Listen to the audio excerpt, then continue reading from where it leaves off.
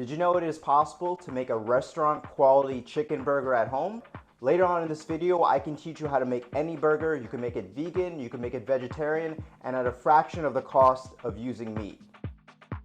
I'm Kyle from Kyle's Creations, here to make simple and healthy recipes for everyday living. If you're new here and you like fun, creative, and healthy recipes, hit that subscribe button right now. Starting off with our chicken burger, I have a pound of ground chicken, and if you don't have that option, you can always use a food processor and pulse it until it becomes ground-like. First thing I'm gonna add half a teaspoon of ground paprika.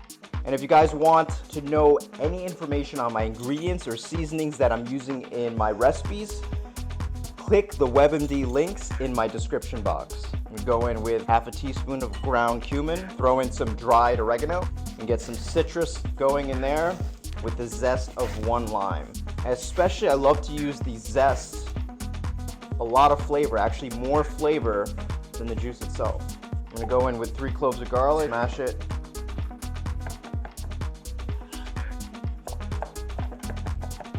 About a teaspoon fresh ginger right in there. Half a teaspoon of salt. I'm gonna take my scallions and trim off the ends, bunch them together, and chop. Okay, scallions are going in right in my bowl. Fresh parsley. Just chop it up. 1 egg. Add flour. 1/4 cup of all-purpose flour. So this is looking like a nice consistency. Paprika in there, so I just want to make sure that everything is mixed together. I'm going to divide this. 1, just have fun with it. And 4. So this is about a pound of meat and got 4 burgers out of it. Just shape it and push it down. And I always like to put a little indentation in the middle because as soon as this hits the hot grill, it's going to want to bubble up. Now we're going to refrigerate this. Okay, right now we're gonna make the red cabbage slaw. Just gonna take the end off. So jam the knife in, tip down, and take out the core. Quickly shred this. All right, all this is going in my bowl now. This is a very simple dressing. It's perfect for slaw. It helps keep that crunch, but then at the same time, it also softens it. So dried oregano going in there, some salt. I'm gonna add yellow mustard, red wine vinegar. You can't forget some extra virgin olive oil. Now we're gonna massage it. Oh, it smells so good. I can smell the mustard, some of that red wine vinegar. Before we get to cooking the chicken burgers, I'm gonna make the red pepper aioli. So we're gonna make our own flavored mayo. We're gonna add some roasted bell peppers, and you can buy this at any supermarket, deli, relatively cheap. So I'm just gonna give this a quick chop. Add a teaspoon of honey in there. Add the mayo. Okay, perfect consistency.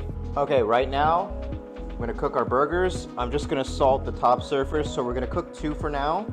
Save 2 for tomorrow. Let that heat up. I'm gonna add my oil. I'm gonna throw that on. Salt the other side.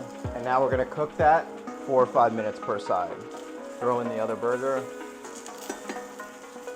Okay, we're gonna flip these over. I think these 2 are ready, nice and golden. I'm gonna give you now some alternatives. So if you don't eat chicken, substitute the chicken for chickpeas. Now I have my bread here, just a little bit of oil. Now I'm gonna toast it and the burgers will be done shortly. It's done, let this rest for a few minutes. We're gonna plate it up. Nice piece of lettuce on there, burger. I'm gonna add some of the coleslaw on top. 2 gorgeous slices of avocado. Add the aioli right on there.